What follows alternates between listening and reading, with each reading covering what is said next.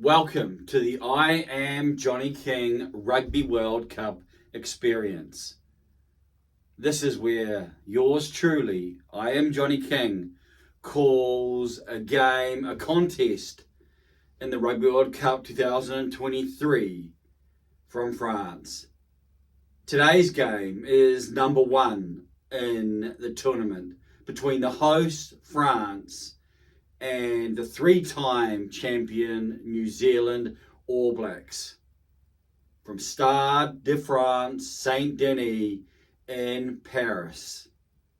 Buckle up, ladies and gentlemen, boys and girls, because the action is about to come live and large through my own viewing lens. Once I take my seat in the chair, we'll get to the teams and we'll begin to call the action. And I will describe it play by play through my own repertoire and commentary style.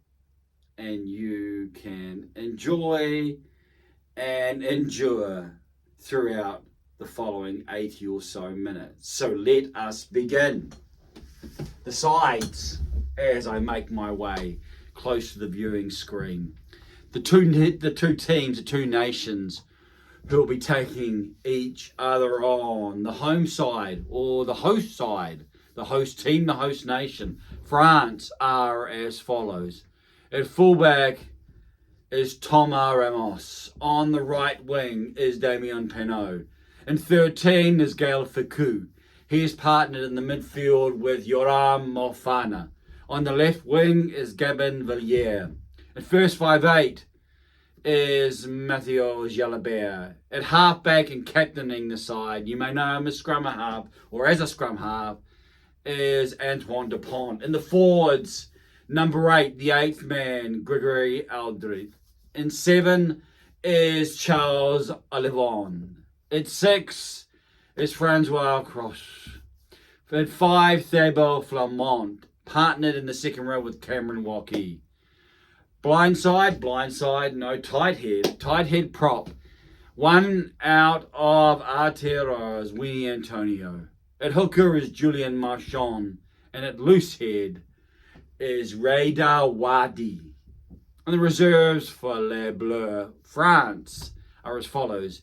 Beato Mavaka, Jean-Baptiste Gros, Dorian Algerie, Roman Taufefanua, Paul Bodenhot in the 28 shirt, Maxime Lucu at halfback, scrum half in 21. And 22, Arthur Vincent. And in 23 is Melvin Jaminet. Now for the New Zealand, the All Blacks, the team that dominates the skyline, the sporting skyline of where I am from. New Zealand are as follows. Beauden Barrett in the fullback slot. Will Jordan and Mark Telea on the wings. Rico Ioane and Anton Leonard-Brown form a midfield combination. Richie Mo'unga and Aaron Smith are the inside backs in 10 and 9. Changes in the loose forward. Captaining the side is Ardie Savea, because at 7 is Dalton Papali'i. At 6 is Tupu Vai. Yes, Sam Cane is out injured with back spasms, Second row combination, out of Crusaders land, Scott Barrett and Sam Whitelock. Nipo Laulala is a tight head. At loose head is Ethan de Groot. And hooking for the All Blacks is Cody Taylor. The reserves for the All Blacks, Samasoni Takiaho, Ofatunga Fasi and Fletcher Newell are the front row replacements. Can't even remember. Brodie Retallick, that's it. Brodie Retallick came on the bench. There you go, real time. Have these moments. Brodie Retallick came onto the pine. He wasn't meant to be playing, but came on. Luke Jacobson is a loose forward replacement. Finlay Christie and David Havili and Lester Fainga'anuku is the outside back replacement. So those are the 23s. Reminder, the officials, the referee for tonight from South Africa is Jaco Paper. The assistant referees Carl Dixon, and Christoph Ridley from England, and Tom Foley is a television match official. Conditions, well, conditions are hot and sweltery in France. And so they will be testing 32 to 34 degrees Celsius were those purported to be. And so water breaks will ensue. And it should test both sides as they prepare for the 80. And the 80 is about to begin. The sides are on the field. Stade de France, 80,000 and change. A full to the brim atmosphere and audience for this first contest, where France will look to put out an early marker and say, we're here. We are ready to host. We're not only ready to host, but we're in it to win it. The sides have been named. You know them by my own announcement just recently. And as I look on the viewing screen and see Stade de France as the camera pans around, Jaco Paper, dressed in yellow, is ready. Freshly cut crop of hair. He's looking, we're seeing from above as Beauden Barrett announces the ball up and says, let's begin. He kicks inside the 22. Taking the ball in two hands is the French captain.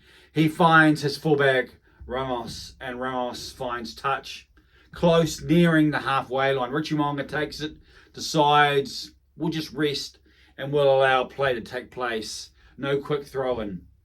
Cody Taylor, the All Blacks hooker, is awaiting in the first minute, holds the ball above, looking to Christoph Ridley, asking, Christoph, sort out what's happening here, trying to find space, moves a little bit to the left and the right. Taking his time, it's a shortened line out for the All Blacks. It looks like a five-man line out. Sam Whitelock doubles around and takes the ball off the top. Mo'unga finds Anton Leonard-Brown. Leonard-Brown with a flat, quick ball to Rieko Ioane. Rieko Ioane makes a break. He's inside the 22. This is prime attacking ball for the All Blacks. They go and find Beauden Barrett. He cuts inside, rides one defender and then another. The All Blacks 15 metres out. The whole of the width of the field. Aaron Smith is unable to get the ball, and referee Paper says no. There's French defenders who are killing the ball. What will the All Blacks do? It's a quick tap from Aaron Smith. The All Blacks want to play with pace here. 5 metres out, he's being driven forward. Referee Paper has his arm out. It's advantage to the New Zealand side. Ball's a little bit slow, doing their best to work their way. Ali Sevilla passes to Mo'unga. Mo'unga to Beauden Barrett. Beauden Barrett goes for the kick pass. There's space out wide. The ball bounces. Mark Tillier picks it up and has time to put the ball down. As Pinot, I was going to say his dad's name again, but it's not. It's Damien Pinot is unable to stop in the All Blacks in the second minute. In the opening contest, score the first try. What a start for the men in black. That's how they want to begin. Showing intent to attack. We saw there how it began back near the halfway line. Mo'unga found Anton Leonard-Brown and really close to him. Really close to Leonard-Brown. Rieko Ioane came from a really direct angle, a straight angle. Was the pass forward? Certainly looked flat. He ran off his second five, his inside centre shoulder, and was able to scythe his way through the defence.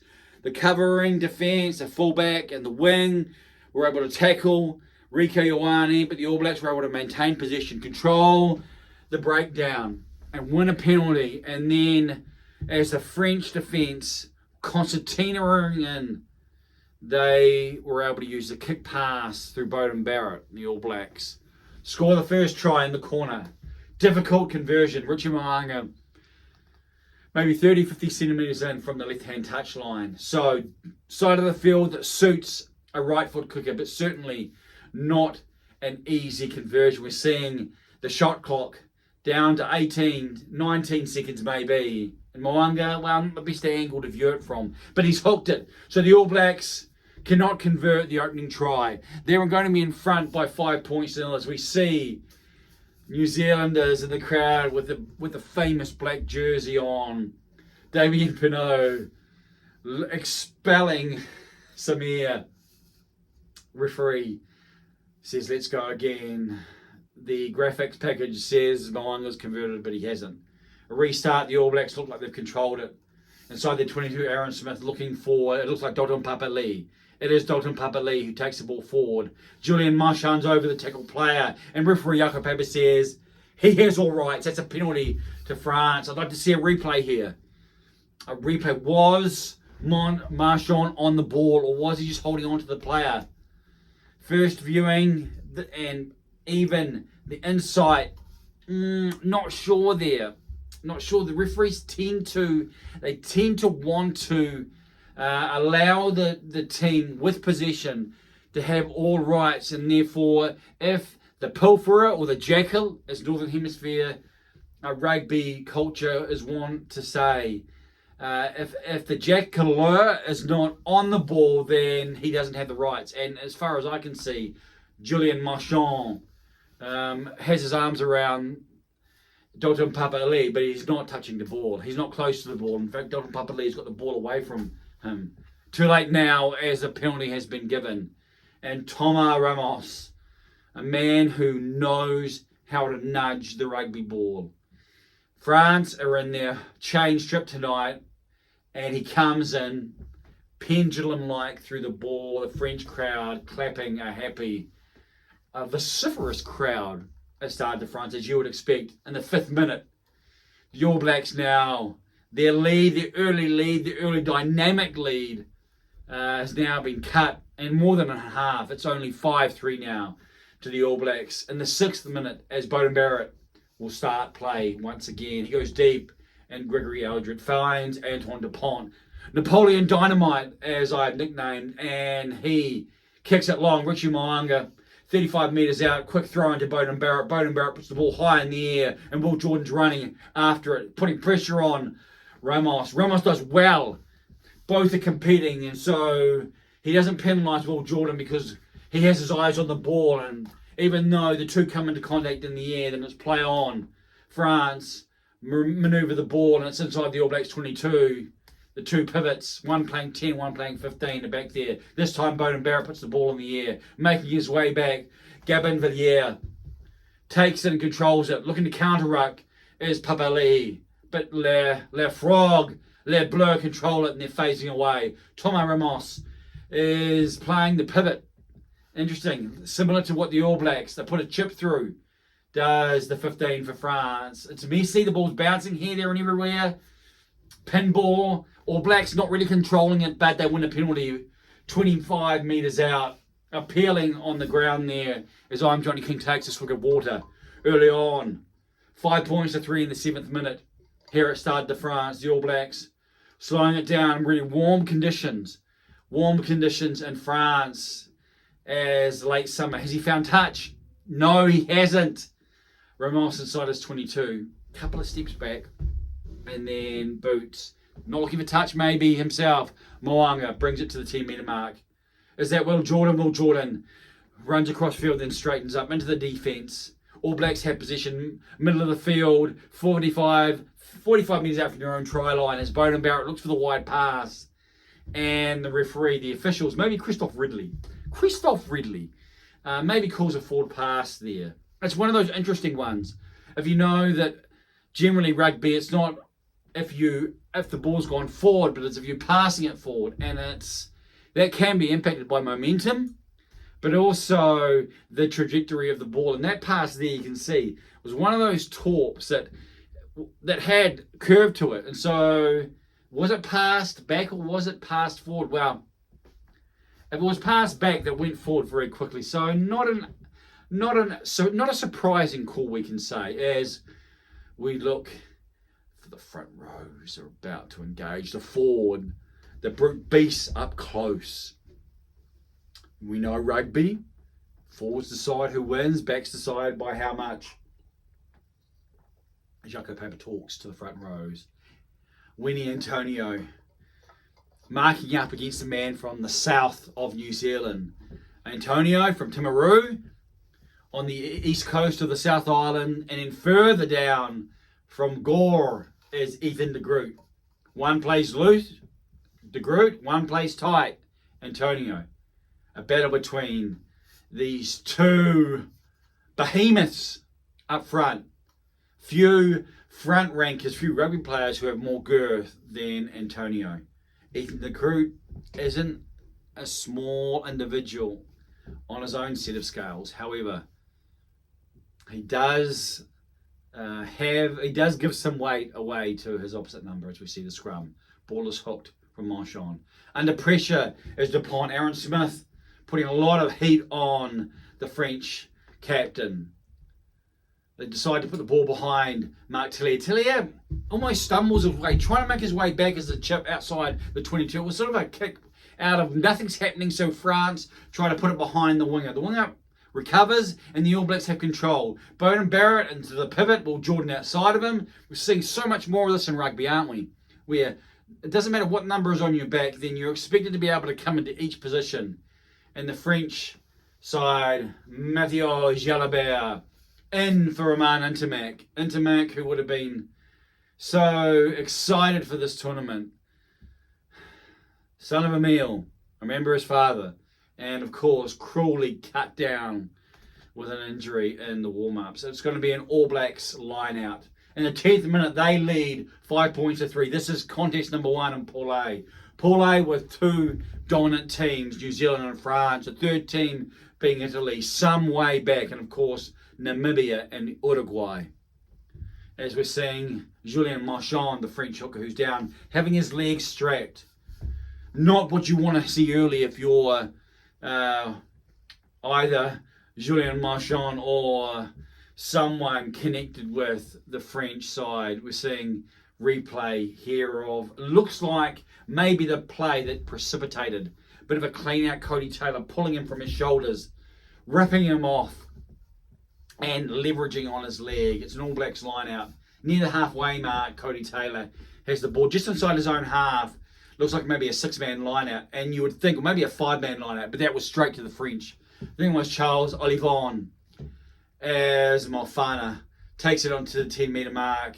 Down the blind side goes Dupont. Dupont finds his 8th man, I believe, and it's Aldred. No, it isn't. It was number 6, and Francois Cross. He takes the ball from a subsequent breakdown. The French lose it forward. Still finding their way early on in the 11th minute. Marchand's on his feet. He's not looking happy. He's giving the double teapot here. What does this mean? Is his Rugby World Cup contest, is it over? He's not looking happy as we see the French milling around, shaking his head. Obviously, we see the replacement, Pietel Malvaca, an able replacement too. Man who's very good in the loose. Now Marchand's down on one knee. He's stretching that leg out, kicking it back, talking to the referee. Now he's got to give it another try. Of course you don't want to go off so early, do you? I mean, this is the Rugby World Cup. This is the Rugby World Cup at home. You don't want to give a sucker an even break, so you want to make sure that you didn't open the door for someone else to maybe perform. Who knows what will transpire? It's All Black scrum on the 10-metre mark. They lead 5 points to 3 in the 12th minute. 1 try to 1 penalty. As the referee paper goes through the formalities, scrum time. French scrum putting a bit of pressure on the All Blacks. They're moving a bit beforehand though.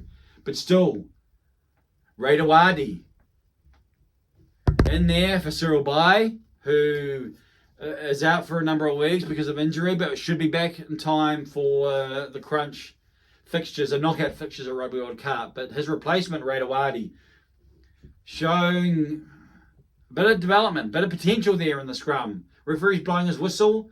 A reminder, I don't have the volume up, of course. And Dupont talking with the referee, and Marchand is making his way towards the camera, receiving some love from Gregory Aldred. A bit of a kiss on the side of the head. Malvaca is on. Jalabert encourages his hooker as France make their first replacement in the 12th minute. As the All Blacks with a free kick go high in the air. Coming through is Will Jordan. Will Jordan in the air. Ball comes off. I think it was Olivon maybe was under the ball there. The French players are gesticulating with the officials. Was he taken in the air? Probably. Will Jordan, a little bit messy there. A little bit messy. Had his eyes on the ball, but certainly came into contact. And maybe the television match officials, the cabin, I believe as it's called, maybe has inserted themselves into play, and Jacob Paper says, penalty, Jalabert will look for the touchline. The touchline on this side of the field as they're playing on their left-hand side. Great camera angle there too. And that illuminated pretty quickly that Jalabert had sliced it. So the ball did not find touch. Mong is able to kick back, and we have got a bit of tennis going on, a bit of ping pong. This time the French find the 22. Will Jordan says, okay, what you can do, I can match. So he kicks it deep. Thomas Ramos runs forward near the 10-metre mark and says, I'm going to try find touch, but Beauden Barrett's there. Beauden Barrett decides 22. He's going the old spiral, the old torp. Bounces just outside the 22, inside the 22, and wouldn't you know, Thomas Ramos is there, and Ramos says, hey, I know this is a good time. I know this is enjoyable as we see Julian Marchand receiving attention, hand by his face, head down, obviously will be gutted. All Blacks line out on the 10-metre mark as the assistant Carl Dixon talks to Cody Taylor. Cody Taylor finds Adi Sevilla, the captain, Adi Sevilla off the top. Who's that man? Number 14, Will Jordan playing the pivot. Passes Tupu Vai off his halfback in the next breakdown. Scott Barrett works. All Blacks look like they're trying, well, doesn't look like, they are trying to build some phases. One-off runners, getting over the advantage line. Not too bad. This time they use the option, which is Richie Mo'unga, behind the pod. And the man who's leading that pod, who was Sam Whitelock, Ricky Ioane, does good work. Cody Taylor picks and he goes, but goes down a blind side where there is a lot of trouble. A lot more white jerseys. They're near the halfway mark, but they're controlling position. Scott Barrett has Ethan de Groot on the inside, but decides to hold on and runs it. All Blacks, couple of metres inside their own half as Beauden Barrett passes flat to Tupu Vai. Tupu Vai looks to go deep. Messi hits the deck, but Will Jordan's there and passes out wide to Mark Telea. Mark Telea, a hard man to put down. Must have really strong hips, really strong ability to be able to kick out of tackles. Sam Whitelock is the next runner. Will Jordan chips for himself and runs into the back of the sizable Antonio. Referee says play on, no obstruction, and France are able to put the ball inside the 22. Beauden Barrett makes his way back and then kicks the ball for touch. So not much. 15 minutes gone now. About to head into the 16th minute. A lot of kicking, a lot of ping pong. France spending more time in the All Blacks halves. We see a shot of the coaching brains trust, head coach Ian Foster, side Joe Smith, side Jace Ryan, Greg Feek then, and Scott McLeod on the other side. Beato Malvaka, or Bito Malvaka, in the 16 jersey, the white 16 jersey for France, about 30 metres out.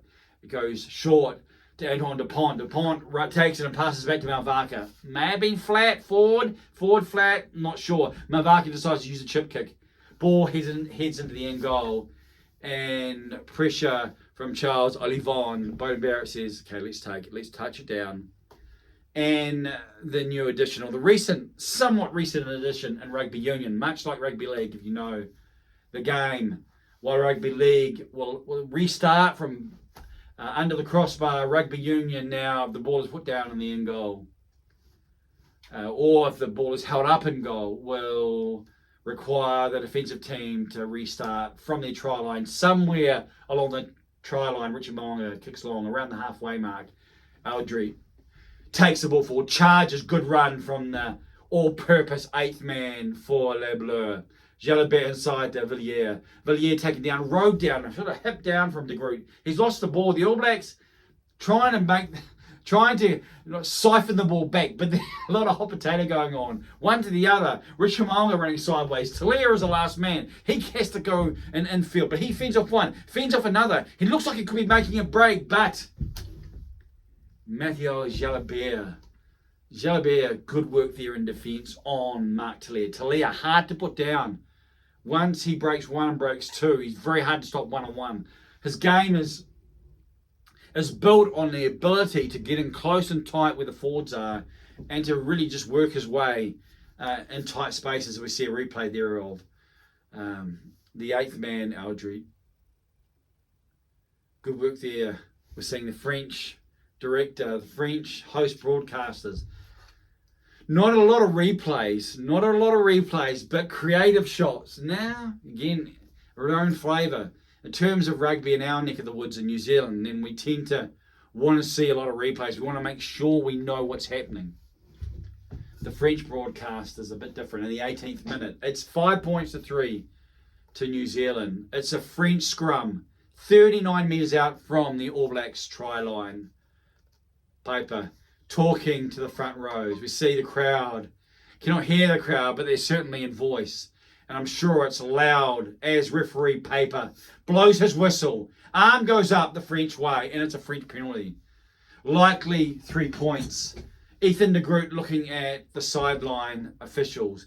Collapsing the scrum is the call on the graphics package that's alighted on the screen before me. The French forwards taking on water. Francois across. Cameron Walkie. Seen Walkie play a bit, as now it's the French coaching panel and the man with the glasses. Fabien Galtier, a man who knows scrum half play. 39 metres out, referee talking with the French team, and Thomas Ramos is coming forward. We see a replay on the other side now, and we can see why De Groot has been penalised. De Groot was on his knee from the beginning. Now that doesn't seem like it doesn't seem like the cause of that is anything more than just a lack of concentration or a lack of focus, because it wasn't like there was a lot of pressure on. But De Groot, his outside knee was on the ground right from the beginning. The 20th minute, France have the opportunity to go in front. You don't want that. That shouldn't happen for an international rugby team. That's the type of thing that you see at lower grades. We're seeing from behind the shot clock counting down on the big screen behind the posts. It's down to 18, 17 as Ramos comes through. Strikes nicely.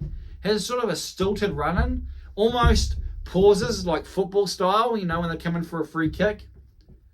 But his reputation is well regarded, and he doesn't have any trouble bisecting the posts. And France, the hosts, now in front. The All Blacks who started so strongly and so quickly are behind in the 20th minute. Given the conditions, as Gregory Aldry takes it forward, strong run there, bounces off Nipo Lalala's tackle, takes it outside the 22. His reputation goes before him, a man who can do it all on a rugby field from the 8th position. I love Antoine Dupont's kicking from the base. He can go high and he can go long, and he changes his angle of kicking.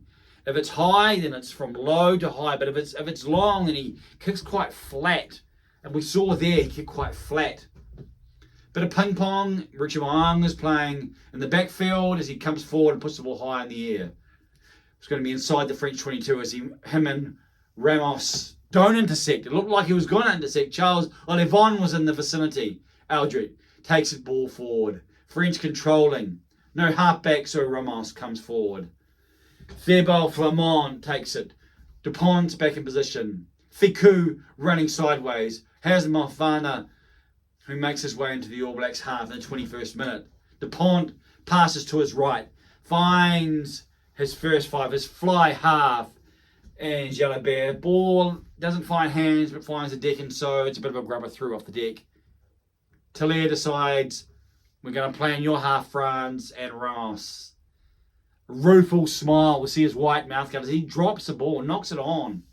That's a really simple error. An error you wouldn't expect from a classy man such as Thomas Ramos. So it's going to be an All Black scrum just outside the 22. They're attacking 22. They're down 6 points to 5 in this first match in Pool A, this first match in Rugby World Cup 2023, as the hosts take on the men in black. The fabled and mythical team from Aotearoa. The team that has the winning record, that winning record above 75% throughout their history. One who leads the world of rugby, if not in substance, then in narrative. One known the world over for its haka, its introduction, its greeting to every rugby team, its challenge as Aaron Smith, the number 9 who leads the haka, who led it today at Stade de France. Jacob Paper's down on one knee, talking to the front rows. Fair to say there's probably some issues going on in the front rows here. Certainly it's not plain sailing France, not too bad then, putting some pressure on, but the All Blacks were able to get the ball back. Anton Brown takes it flat. Aaron Smith doubling around, second line, takes it forward, finds Beauden Barrett. The All Blacks are inside the 22. Ali Sevilla finds Moanga. I thought he should have kept going there. Yellow Bear has some speed. I think Moanga thought, I can't get around him, so he stopped and propped. But the All Blacks had the ball. Now it's about 7 metres out as Dodon Papali takes it. Ali Sevilla plays halfback and decides, I'm going to pass. Scott Barrett's very close. A couple of metres out. The All Blacks, they phase here. They should be able to work their way towards some point. French players lying there. Referee Papers talking. Phase number 5 as Ali Sevilla looks. Passes, getting off. The try line is given for the air quickly. Ali Sevilla playing halfback again. Ethan de Groot is the first man. A bit of a pot of forwards players. A pick and go from the All Blacks captain. Jaco Papers saying, let him go, let him go. As it's slow ball. It's static ball. Hard to see who that was, but another man in black. Tupavai is there. French players getting off their line too quickly and the referee has advantage. I think it might have been Matteo Jalabert. Pass to Scott Barrett. There's plenty of space there and Barrett's over, but the ball's not down. Referee Paper said it's knock on, no advantage. And so they're going back. Ali Sevilla has the ball. He's looking. All Blacks looking to. Done it once, remember. First try came from a quick tap. Aaron Smith. This time Ali Sevilla. Obviously the plan is to try and gas this French side. One of the things the All Blacks are known for, their reputation, is pretty good physical workmanship, pretty good athleticism, pretty good specimens, and able to keep going where other sides may be fear to tread or cannot tread because their lungs are screaming out to release me. After seeing Paper was wider from the post and moved closer to the post, and I think that was enough. It is a World Cup contest. The All Blacks have not ever lost a pool game at Rugby World Cup. So this could be another record if France are able to pull one, and therefore the All Blacks don't want to play around and give points away. This is not a festival game, one could say, as I take on some water. Richard Moanga missed the conversion. That was why this can be confidence building for him. He shouldn't have any problems, any trouble with the ball so close, so adjacent, just to the right-hand side of the post. We see the angle, and the All Blacks are back in front. They're leading 8 points to 6 with a successful penalty from I was going to say Ali Sevilla. Ali Sevilla is captain, took a quick tap as a drinks break. 26th minute, and referee Paper says it's time to take on some liquid. It's hot and probably humid in Paris on this early autumnal night as we see the players in their circles. Plenty of sweaty faces, plenty of sweat, plenty of wet jerseys as well as we're going around the All Black group. Not a lot of talking in picture and view at the moment. We're seeing a replay now of the opening try. Aaron Smith on top to Richard Moanga. Richard Moanga with a double skip out past Anton Brown. Anton Brown very quick in one motion, as you're taught in rugby. Catch and pass. Enrique Ioane was able to split and penetrate. Coming across was Damien Penaud. Thomas Ramos was there as well, but it was inside the 22. And once you have a defence broken, that's when you want to make them pay. And so, as sides are doing a lot more now, kick pass beats hand pass. And so, the All Blacks were able to get the ball to Mark Talia quicker than Damien Penaud was able to cover. We see we're again on the All Blacks group and just trying to get an idea of what is going on. Not a lot of talking at all. Maybe some from Ali Sevilla, as the drinks break. It's coming to an end. Aaron Smith is literally he's literally giving himself a shower out in the field. 46 tackles made by France to 20 tackles made by New Zealand. 17 missed tackles by France to 2 tackles by New Zealand. Those stats would say France are blessed to be as close as they are. Those type of stats could easily mean 3 tries, not 1 try in the 26th minute. And Who knows what that will mean later in the half. All Blacks are clapping for the restart. France had won the ball. However, paper says no, we're going back to halfway. No doubt the assistants have been involved as France are called for being in front of the kicker, I believe. Again, interpreting it from what we're seeing. The graphics package, nothing is alerting me to any type of definition. Gregory Aldred has lost the headgear, lost the scrum cap. He hasn't got anything like I Am Johnny King on his head, of course. Hot conditions, that's probably underscoring. Whilst Cross and Flamand still have their headgear on, Aldred has taken it off. There's a scrum on halfway, right in the centre on halfway. This is prime attacking ball for the All Blacks. Normally the All Blacks will really look to use the advantage they have, the forwards in one group, and then the ability to be able to move players, especially if you put a player behind the scrum, move him either way and add numbers and try and outflank and outsmart the defence. 27th minute. It's 8-6 to New Zealand here in the first half of the first contest in Rugby World Cup 23. Pool A, the two heavyweights. Match is well in the balance. Even as the All Blacks have had the better of play overall, I would say. Certainly in terms of bringing definition, as referee paper says. That's a penalty. That will hurt the All Blacks. They had the ball. They had control. They even looked like they may have been pressing forward in the scrum, and the camera is on Ethan de Groot. Collapsing the scrum is being brought out by the graphics package. And France will kick for post on the halfway. We're seeing a replay here. Ethan de Groot. That's an interesting call there from paper.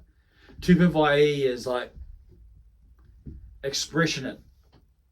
Now, what was going on there? This is where the experts in the scrum begin to postulate what was transpiring. The All Black scrum was moving forward.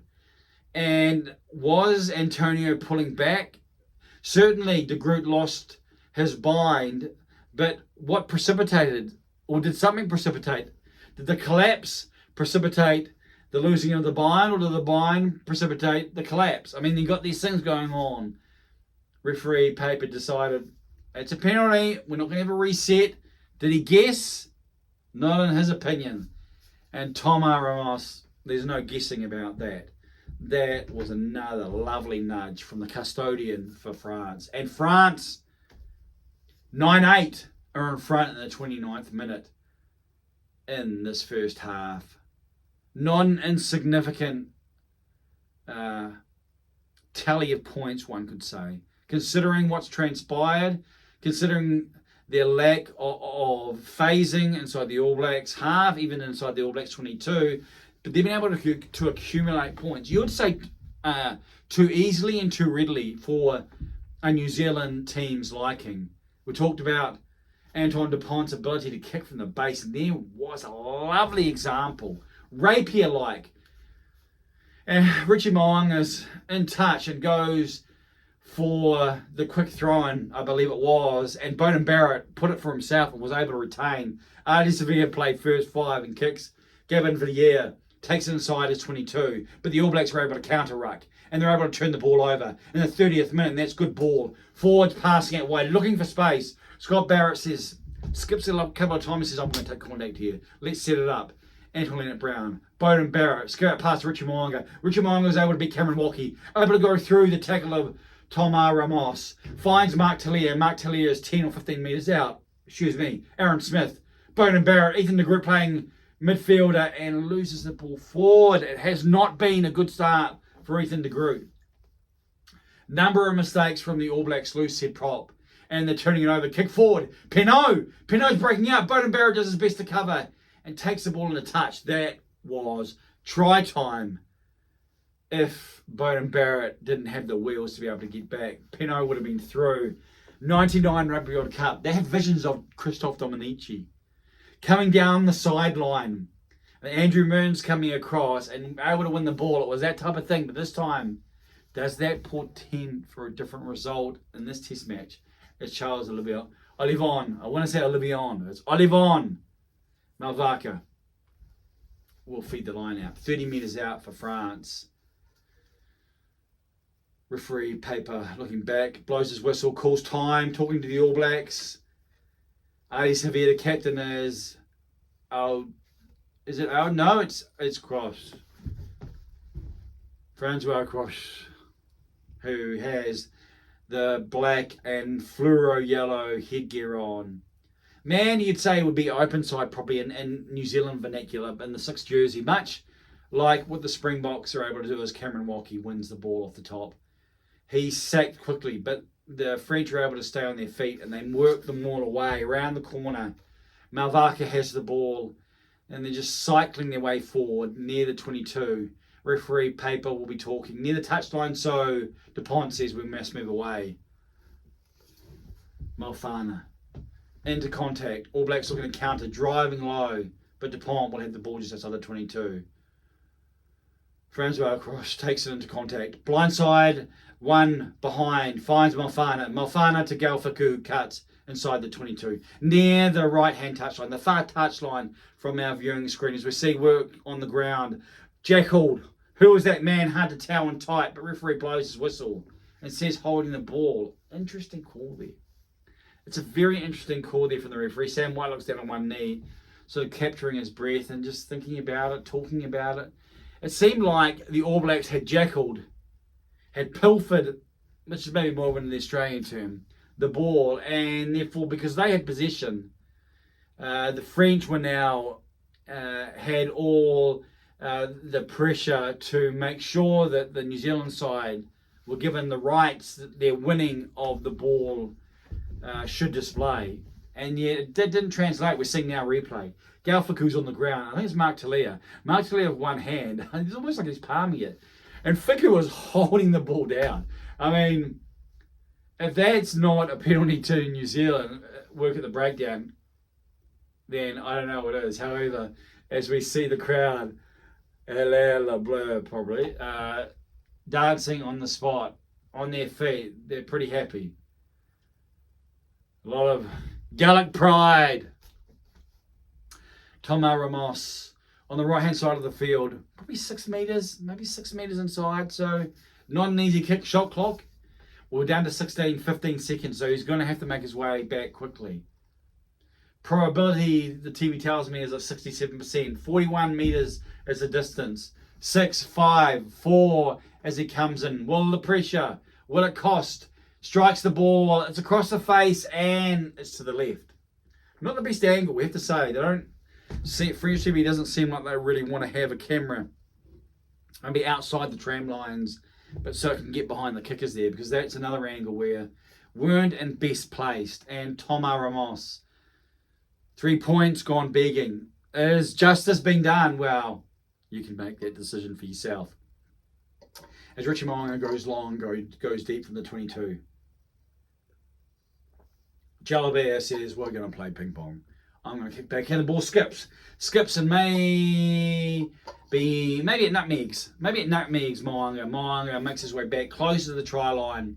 Then moves forward 15 metres out and kicks for touch. Finds it. 34th minute, the French side. Les Bleus are leading the New Zealand side, the All Blacks. 9 points to 8. 43 metres out from the All Blacks try line is Pierre-Tel Malvaca. Dynamo in 16. Replacement hooker as Julian Marchand is off with a leg injury. Off the top, Cameron Walkie. Unable to win the ball. There's some pressure put on by the All Blacks. Playing in first 5 is Will Jordan. Will Jordan uses his left boot and kicks inside the 22. Gabin Villiers decides, I'm going to take this ball out. Will Jordan gets to him, but the work is done by Dalton Papali'i, who's able to not get too excited with defence. We know what can happen. Tackles can get out of control very quickly. He's able to drive him back. French had control of the ball, but it was good defence.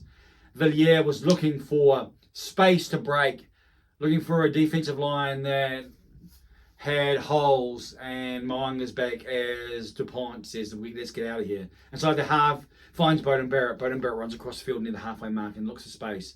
Scott Barrett is the man on the pivot. He cuts inside. Who was that? I think it was Ray Dawadi.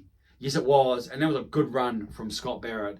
Good work from the All Blacks forwards here. They're on the 10-metre mark. They made some metres forward. Tupavai uses the option and Beauden Barrett. Beauden Barrett finds Richie Mo'unga. Richie Mo'unga finds Rieko Ioane. Rieko Ioane going to the sideline straightens up.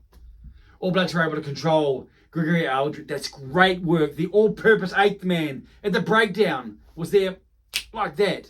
The All Blacks looked like they were controlling the ball. And Aldridge said, no, scoops. Definitive. The executioner. The jackal was mighty fine there. Didn't need to fight for possession. Just was like a seagull over a chip. Scooped it up. And France were able, as we see, that's not a good sign. Aldred, headgearless Aldred is down. Touching his shoulder as we see. Mark Telaire was the man. Mark Telaire was the man and he is on the ball. He had all rights. It's clearly his ball. It's clearly a wonderful play from the French eighth man. In the 37th minute, France are leading 9-8. We're near half-time. All Blacks historically are known. 5 minutes before half-time, 5 minutes after half-time. Watch out because they will make you play. Cameron Walkie talking to his hooker in Beto Mavaka. Waiting for Gregory Aldridge. He's in the back line.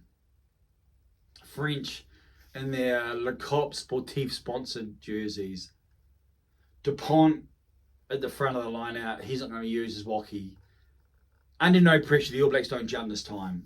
Looking to hold. Referee paper says, no, you can't come forward backs. You must stay 10. And then they come. Long kick from Dupont inside this 22 as Richie Mo'unga. Interesting defensive scheme there. You see Will Jordan. The reason why he's receiving the ball many times is because Richie Mo'unga is playing, or ostensibly he's playing winger on defence. And that allows him to be back as he is now. Will Jordan was there in support, so maybe it's Beauden Barrett. He's playing 15. So you can see how the All Blacks are playing their rugby. A nice touch finder. 32 metres out from the French try line, Richie Mo'unga in the 38th minute. 1 try to 3 penalties in this first half. Thomas Ramos has been the French marksman. The All Blacks haven't given away a lot of penalties in this first half, but the penalties they've given away have invariably been points. And could have been worse. It could have been more. A reminder that Thomas Ramos missed a penalty just recently. It could have been 12-8. And France, a lead that you'd say, well, are they good for that lead? Do they deserve that lead? Well, maybe. I mean, does the scoreboard lie? It's an interesting question as Richie Mo'unga, again, back, takes the ball, finds Beauden Barrett. Beauden Barrett tries to get around the defenders and they take him down. That could have been ugly.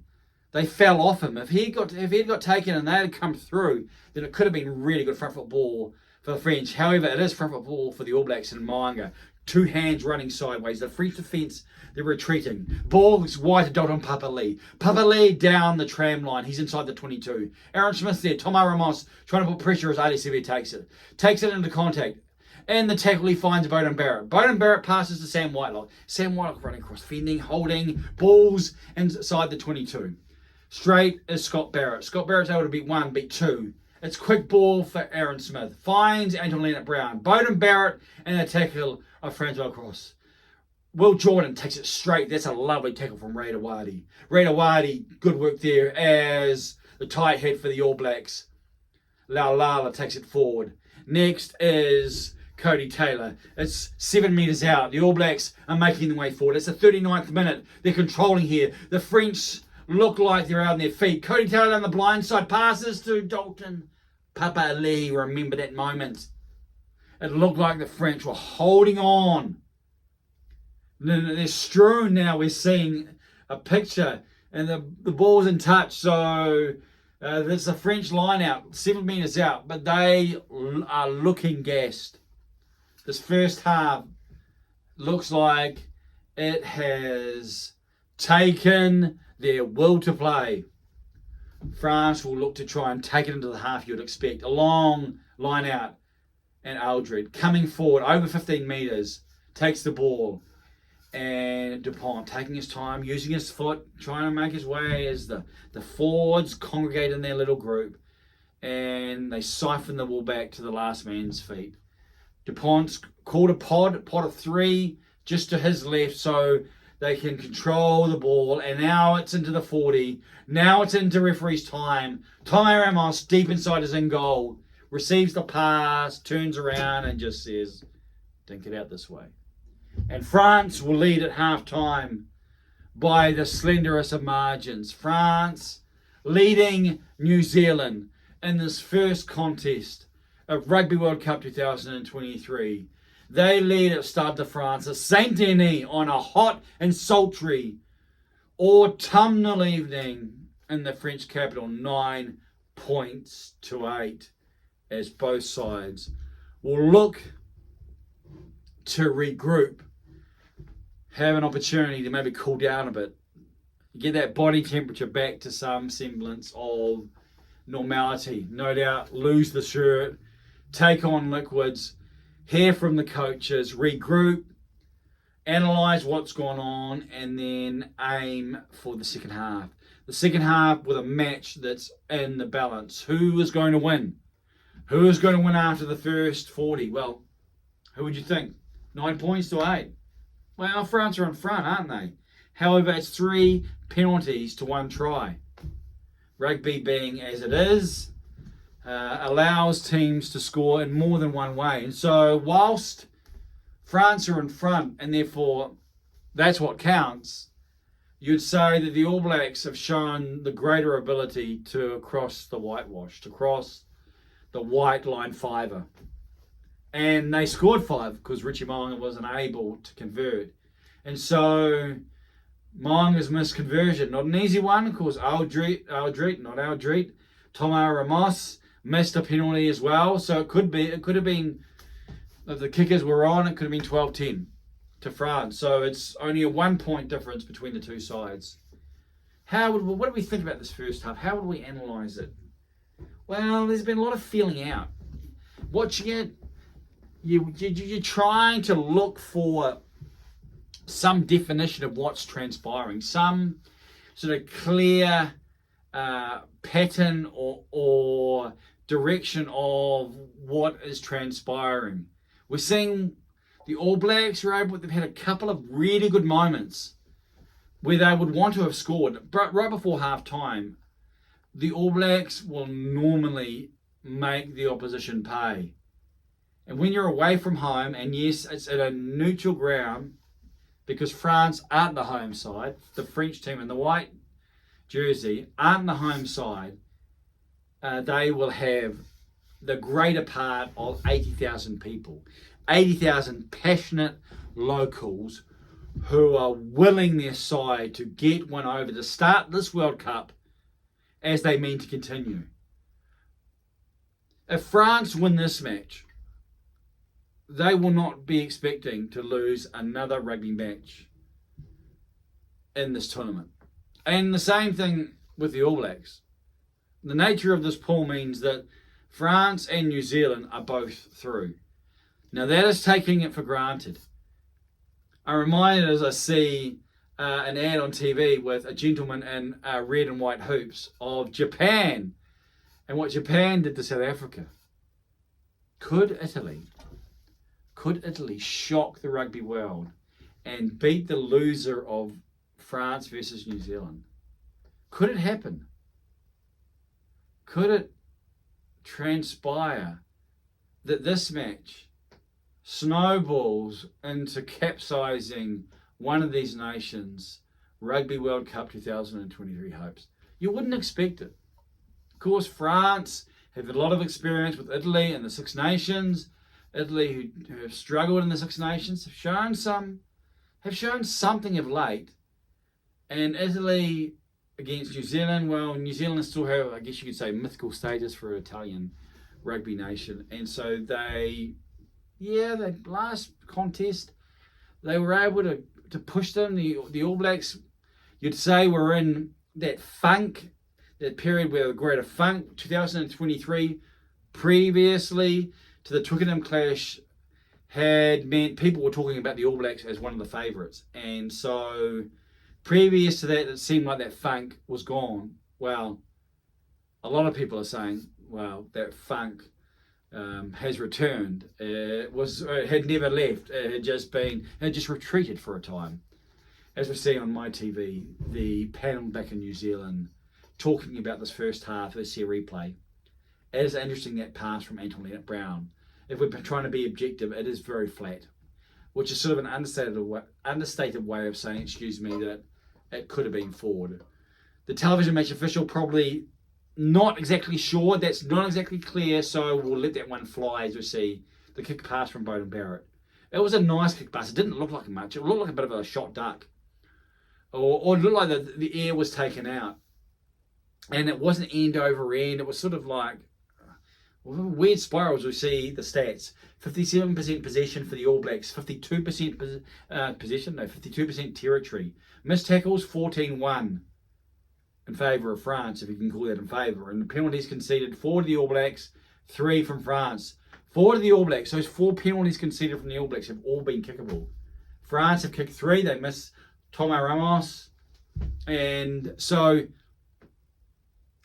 that's an interesting, as we analyse that and we consider what's transpired. You would say that France have maximised their potential in this first half. France have made the most of their opportunities. And if you're a New Zealander, or if you're a part of this All Black setup, you'll be thinking, well, we've had the best of play. France are at home. Things generally turn in a rugby contest. And have we made the most? Or have we allowed France, contextually wise, not even to be close as they are, but they're on front. France are on front as Israel Dax giving their hand signals on the coverage in New Zealand. Of course, you're with I Am Johnny King. I Am Johnny King Live. This is your first viewing. This will be your first experience of the I Am Johnny King Rugby World Cup experience.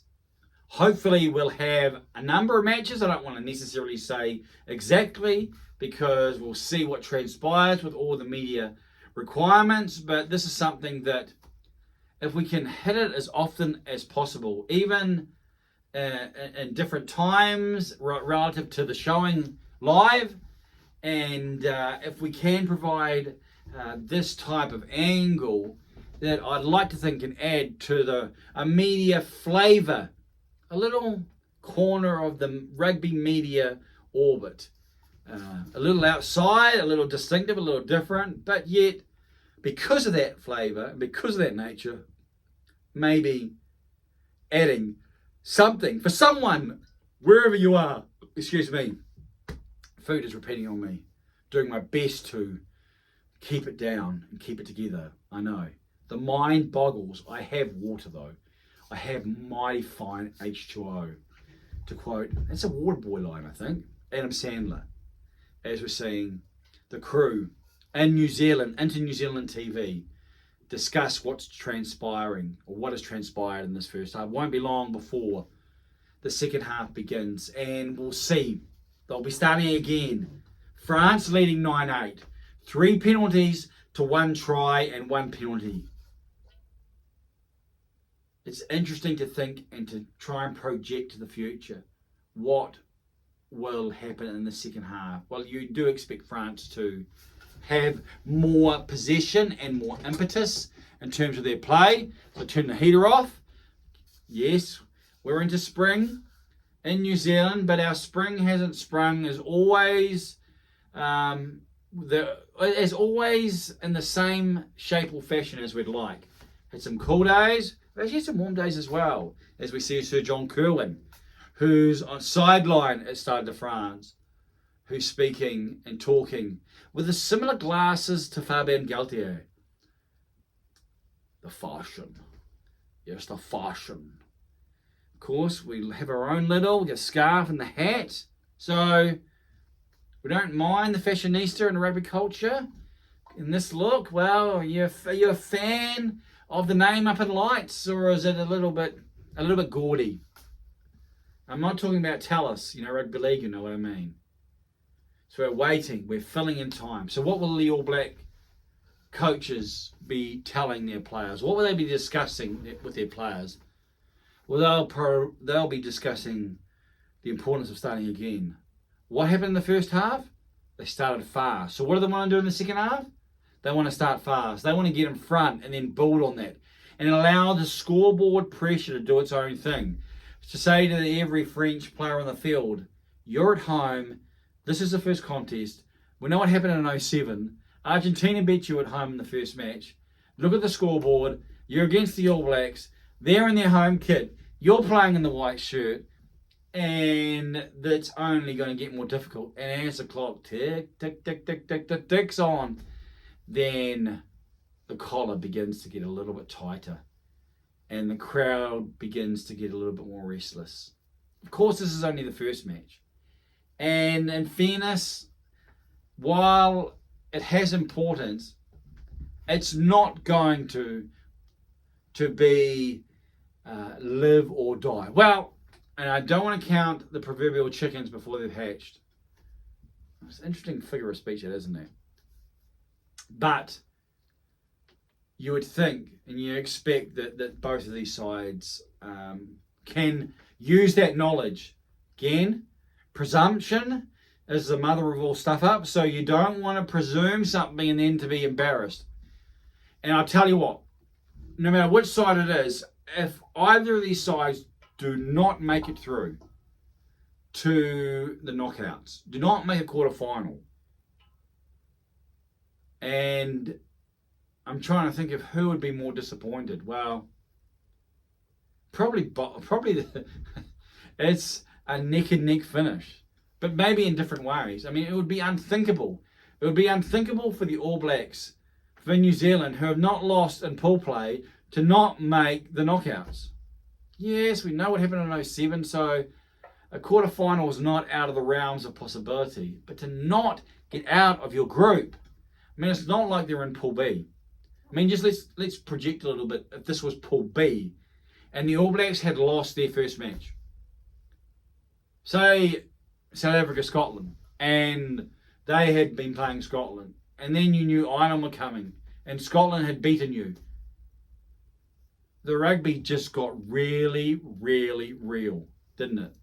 You know the consequences, you know the pressure, you know the adoring and the fickle and the critical and the pretty intolerant of failure public. Much like New Zealand. You know, South Africa and New Zealand, much the same in terms of their demands that their side, before maybe even New Zealand has been more so considering their history. France, the modern iteration, the Springboks, the modern iteration of the Springboks. South Africa, post-apartheid, has had to get used to losing to the All Blacks more so, which is why the All Blacks record, I think it's in the low 60s in terms of their winning percentage, which, by the way, is the lowest winning percentage against any other international side for the New Zealand. Such has been their consistency throughout their history. So we're in advertising time on the screen to my left and waiting for the players to come back onto the field for the second half at the Stade de France in Saint-Denis. Saint-Denis, about 10 kilometres or 6 miles north of the centre, of the city centre, of Paris.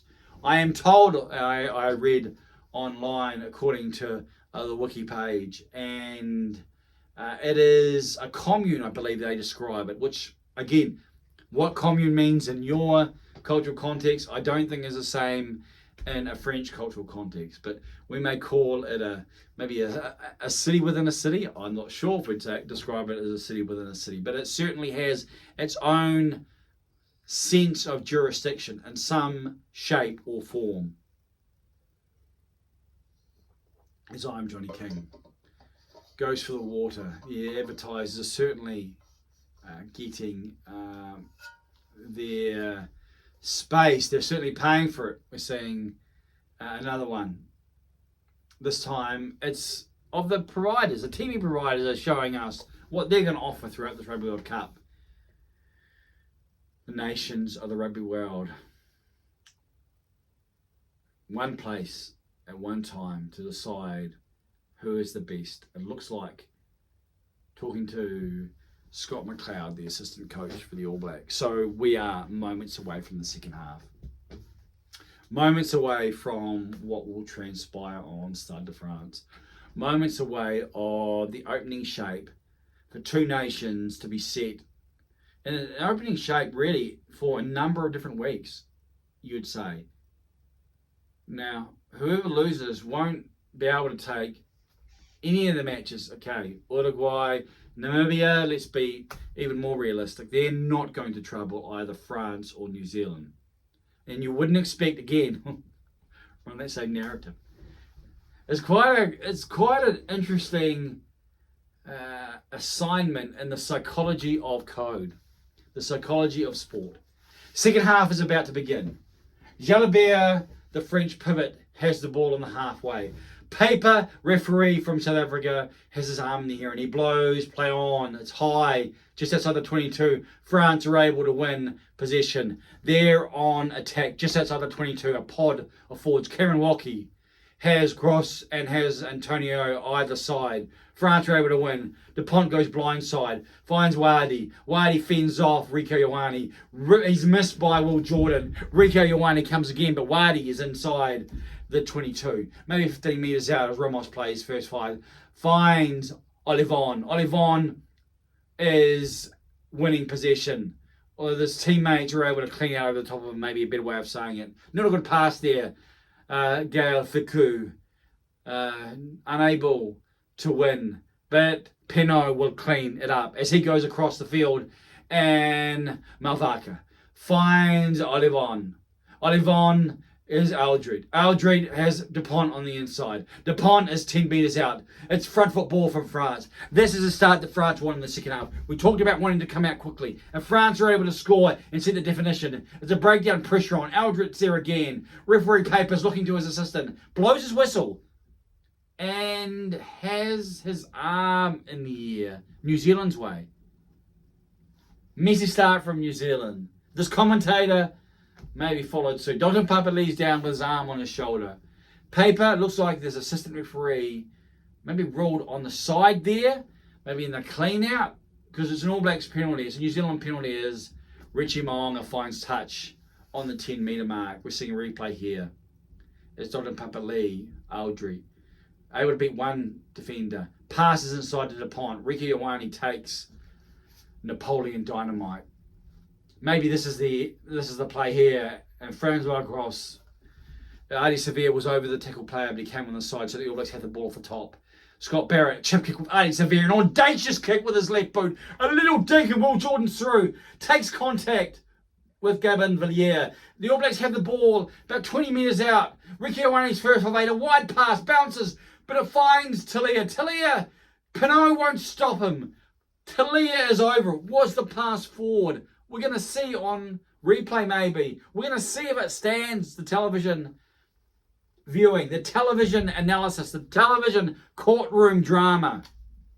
The All Blacks are heading back in the 43rd minute. They're clapping, giving themselves high five. It came from, was Will Jordan onside from the dink kick on the inside? That was very tight. From the eighth man, not on his right boot, on his left boot. It was so delicate. A delicate dink from Adi Severe, and Will Jordan was able to take it. Took it into contact. Villiers tried to turn it over. Rieko Ioane was then, it was first five, and he saw the space was wide. The French were looking to get in their way in the tram line, so he passed it out wide. The ball went over, the rainbowed over the French defenders, bounced up, and Talia ran. Damien Pinot was inside, but Pinot could not catch him, and the try stands. The All Blacks, New Zealand are leading 13 points to 9 with the conversion to come. Richie Mo'unga, same spot, different end of the field from the first try. Taking the ball, standing back, giving himself time. He's got 30 seconds left on the shot clock. Second try for the All Blacks. The way they would want to start, that's maybe deck chair shifting on someone's Titanic in the start of the second half. It could have been France. Richie, there he is, the man, Richie McCaw, the legend, McCawasomeness. Oh, it's a moment as we see a replay of Talia. He was a bit of exasperation as Moanga misses the conversion. The captain, McCaw, knows the importance of points. That's 4 points. That's 4 points the All Blacks have left. 17-9 in the 45th minute is a lot different than 13-9. It's much closer. Restart, All Blacks have control just outside the 22.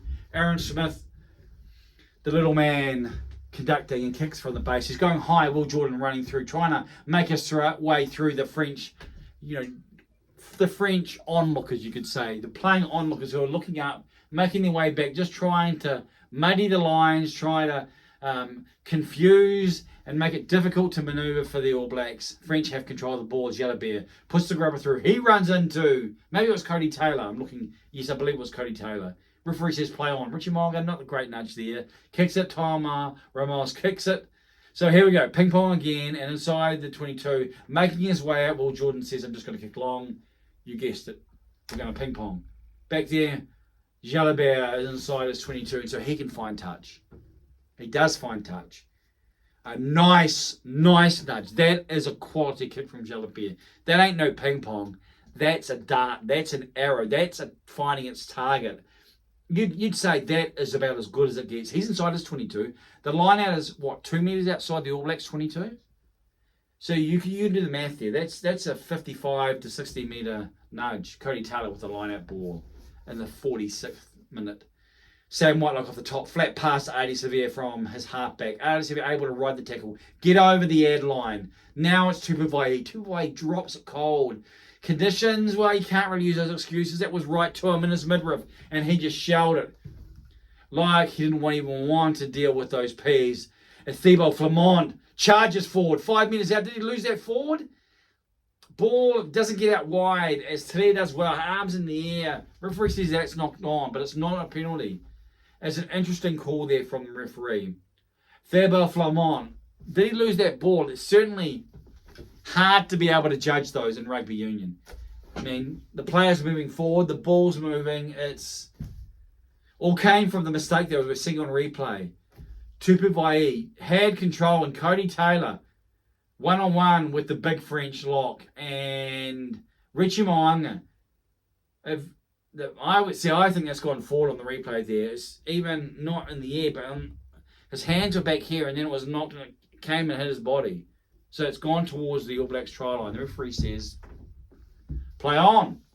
So play on it is. But important. Important for this All Blacks side. Important for either side. France will want to get points here. This is maybe the best attacking opportunity of this contest, of this entire match. And it's the 48th minute. Scrum time. 15 metres in, 10 metres out. Right-hand side of the field as Antoine Dupont prepares to feed. Scrum's gone down. Referee says, let's repack. Ethan de Groot. It looks like he says, come on. And Scott Barris, bring him in.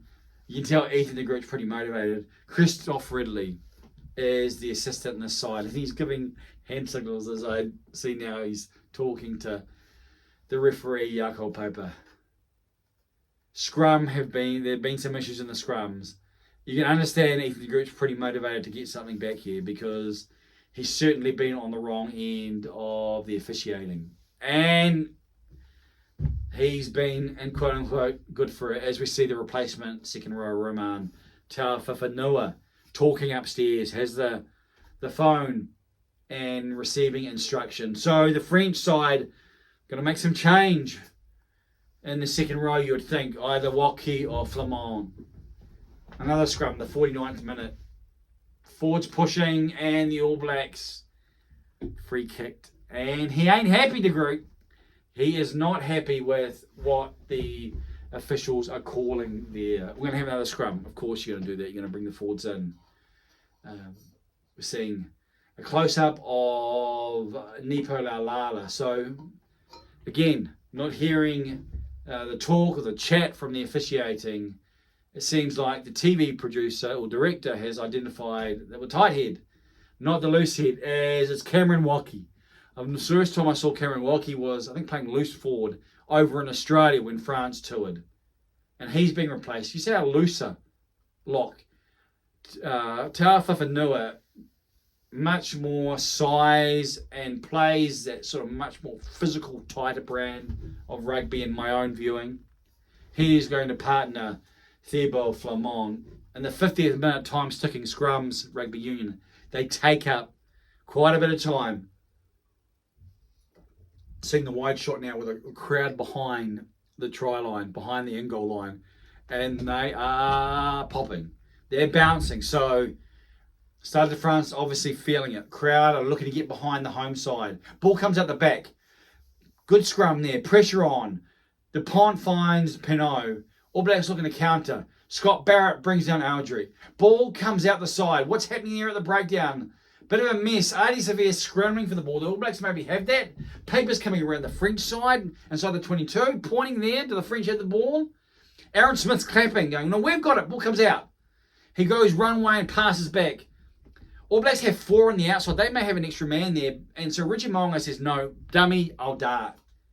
And tackled, but they win the ball back. Ricky Ioane, just on the 22. All Blacks have numbers there. Nepalala, the first runner. First runner of the pod, supported by 2 forwards. Aaron Smith passes quickly off the deck behind him, and he passes into the man wearing the yellow shirt. And referee paper, it got me, is basically what he's saying. Malvaka is talking to him. So the All Blacks, I think, are going to have a scrum here. A defensive scrum in the 51st minute. The All Blacks are leading 13 points to 9 here at the Stade de France. We see a replay. The ball came out the side, and it was one of those things there, Paper's probably not realising that. He's trying to stay out of the passing lines to either side. So he's much deeper, sort of behind play, but because of how the ball unexpectedly made its way out of the ruck, then the ball has found him. French coaching team. Bit of pensiveness. Looking at the screen, talking between them. They'll know the scoreboard. They'll know the importance of this match to get the crowd, get the country behind them. It's an All Blacks scrum. In the 51st minute, the All Blacks, New Zealand, are leading France 13 points to 9 here at the Stade de France. I was going to say Stade France, that's the rugby team. Stade de France scrum. French scrum, putting a little bit of pressure on the All Blacks head. Going for quite a high scrum. All Blacks were able to win it, but it turned a little bit, but not severely under pressure. That's not the type of clearance you want to see from Beauden Barrett.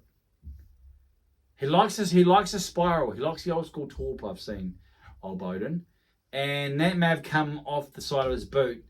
Wasn't the same as what happened at Twickenham, if you remember, when he went on his left boot, which was early in the second half, and which South Africa would score from. And that really set the scene for what would transpire the rest of that half.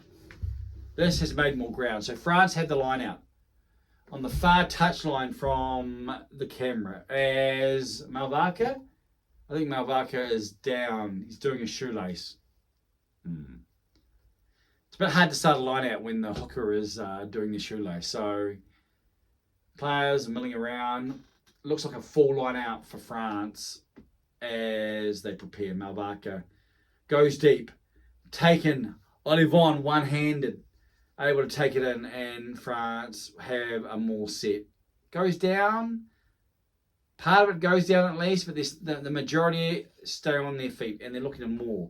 They're looking to more this All Black unit towards their own try line. Malvaka is up. He's got his periscope looking around, and Dupont finds Mofana.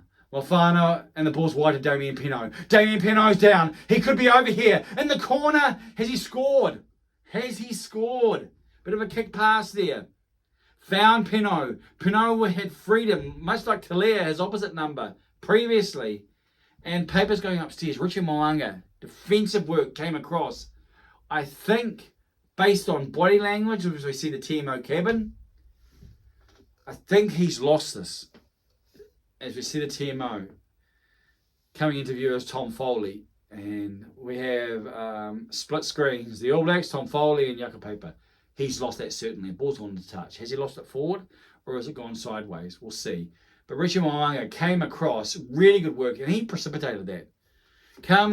Pinot's running the touch lines on this side. He's got the ball in his wrong arm, potentially. Or if it's in his other arm, he might be in touch with that arm. So he's got in the arm where he knows he can get in. And Moanga attacks that arm right there.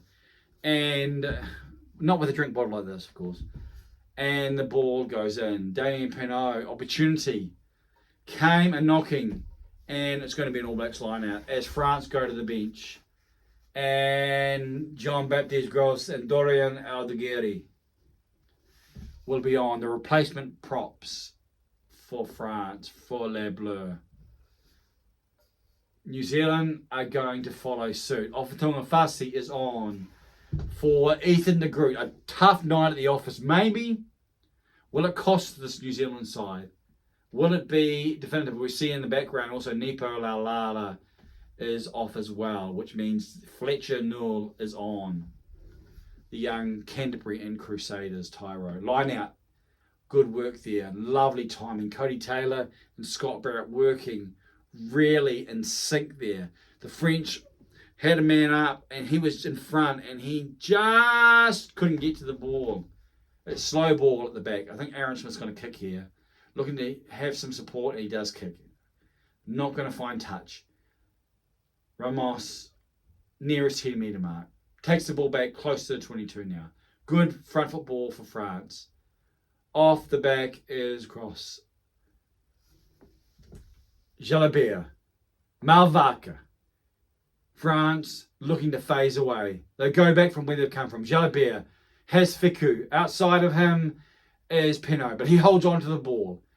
Scott Barrett's able to take the man down, but Pinot plays pick and go, and he does really well. Passes the ball back. The ball goes to Dick. Not sure.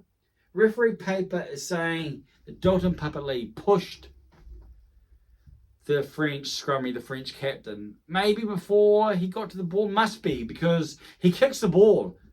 So if he's kicking the ball and he's pushing him at the same time, then that's okay. So obviously Jakob Papa has interpreted what transpired there as that Dalton Papali's pushed him before he touched the ball, which of course you can't do.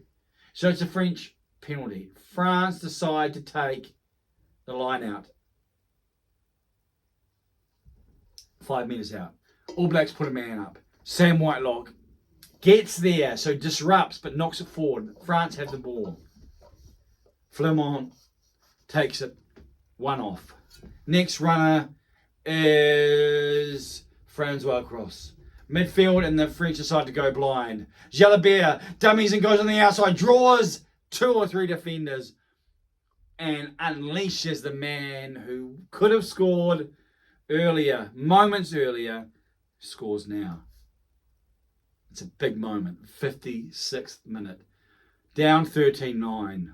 Needing more than a penalty. And Jalabert is excited. He's rah to the crowd. Celebration. We're seeing the high above replay. Interesting there. So Jalabert's running across field. Ali Sevier is there in defence. Ali Sevier looks like he will probably be able to cover him because also Dalton Papali'i is coming. Dalton Papali's even got more speed. So it looks like the All Blacks have covered defence, but Mark Tellier comes off his man and shrewdly, Jalabert has drawn him in and is able to unleash Pinot, who scores. All Blacks hold their structure, hold their defensive pattern there, and maybe, very potentially, Jalabert gets smacked by Dalton Papali'i and Ali Sevier and is routed into touch. But that's not what transpired. Now we're waiting on Thomas Ramos, a metre in from the right-hand touchline, to see if he can convert and stretch the lead. 14-13. 14-13, and it's now 16-13. As the lead is stretched, as I look in my social media and see who is communicating with I Am Johnny King as the French get excited. Pinot's on the back of Jalabert, whispering something in his ear, encouraging the pivot who potentially thought his World Cup would be very much off the bench. Aldridge receives the restart, passes to his captain, a long nudge as Takiaho is on for the All Blacks, replacing the starting hooker in Cody Taylor. Bowden Barrett near the 10-metre mark. Kicks the ball high in the air. Will Jordan's coming through. Ramos, is in the air. Will Jordan comes into contact. We'll see how this plays out. Will Jordan is trying to indicate eyes on the ball. He's looking, we know. France have some of this escort thing going on, where players are making their way back, of course, all within the laws of the game. As sides are trying to do their best to make it more difficult, or as most difficult. We're seeing the replay now. You had to say the players, probably the escorts, maybe they got involved earlier. Will Jordan may have been looking, but it happened very quickly. It was almost like his attention got diverted, rightly or wrongly, and then he clatters into Thomas Ramos. And referee paper is calling Ali Sevilla. That means there's probably going to be a card similar to the jersey. Papa's talking to Ali Sevilla. Ali Sevilla is wanting to get an explanation. It's a big moment in the match. Not only have France scored, gives the X, so it could be a red card potential. It's going to be examined. Will Jordan not happy? He's not happy with that, but now he's making his way off, shaking his head, knows this could be costly. Is this the turning point in the match? Is this going to be definitive? We know what happened last contest for the All Blacks when cards began to be displayed. They certainly marked what transpired following. Will Jordan will return with 13 minutes left. The All Blacks traditionally are able to handle as Arthur Vincent is on the field for France. I'm not sure who he has replaced. I didn't see that come up. Maybe it was Yoram Mofana. I'll get that to you if we can, as Aldry wins the line out, passes to Olivon, siphoning it back as the French team maul it, and now they have the advantage. It's beginning to get significant for the All Blacks. I do believe Gael Ficou's still on the field, so I think Vincent's replaced Mofana. The All Blacks turn it over. No advantage though, so it's a penalty to France. 16-13. Will they look for points? It's not an easy kick, not an easy nudge, but Thomas Ramos is world class off the tee. Off a Tonga Farsi, a replacement prop is being identified by the camera.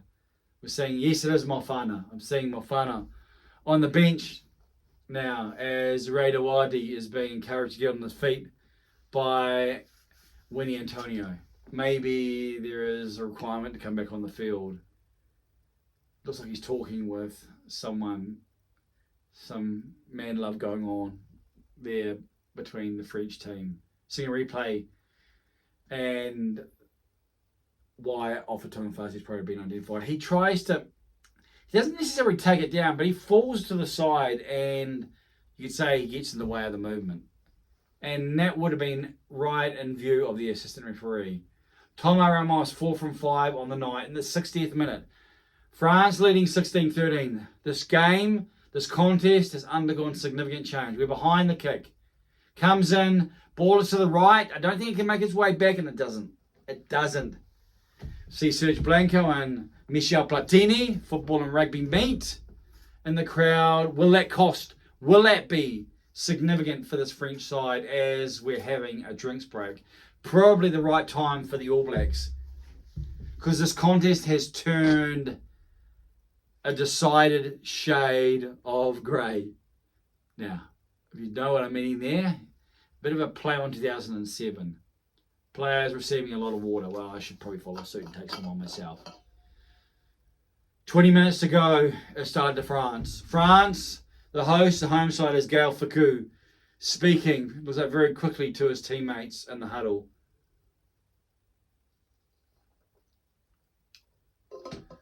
Interesting shot there of someone walking onto the field, the camera, trying to get out to the All Blacks. I think the director went there a bit early. I'm not sure the director wanted us to get a close-up of the grass on that angle at least, as we're seeing the French players just again milling around, nothing much said, maybe a little bit of encouragement here and there. A reminder, we're seeing in the graphics package, the card is half yellow, half red on the angle, which indicates it's still to be decided what will transpire with Will Jordan. The red card, then, it's going to be even more emphatic in terms of the impact. A yellow card, will there be enough time? The All Blacks traditionally are the cardiac kids. The cardiac kids who are able to stay alive. Yako Paper's calling the captains here. And this may be about the card. Maybe the decision has come through. The decision has come through. Calling, taking a bit of time here. Artie Severe being led, Antoine Dupont, and here we have the referee explaining to the two captains what has transpired, and we will relay that to you. Will Jordan's hearing it. Doesn't look too distraught and too upset, so we'd probably indicate that that's a yellow. You'd expect it to be a yellow. It certainly didn't have the marks of a red card for that type of offence. Play has begun. Ball's high in the air, Mark Talia on his 10-metre mark. Takes the ball, finds Richie Mo'unga. Mo'unga, Beauden Barrett.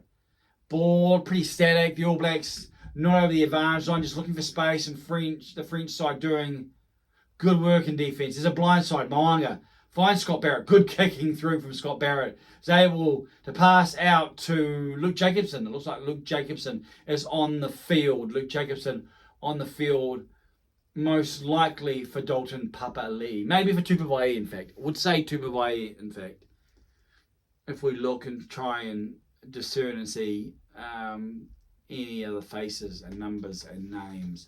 Near the halfway mark here in the 61st minute, the All Blacks go blindside. Mo'unga passes, finds Ricky Ioane. Ricky Ioane holds off Francois Gross, passes inside to Mark Talia, but Mark Talia is unable to handle the ball, unable to hold on to possession. Pass back from Dupont to Ramos. Ramos to Jalabert. Jalabert goes wide to Galfacu. Reminder that France have an extra player. That's lovely work from Olivon. Handles it, almost gloves it with one hand. France are inside the All Blacks half, looking to hold possession, looking to phase away. Aldred supports his captain.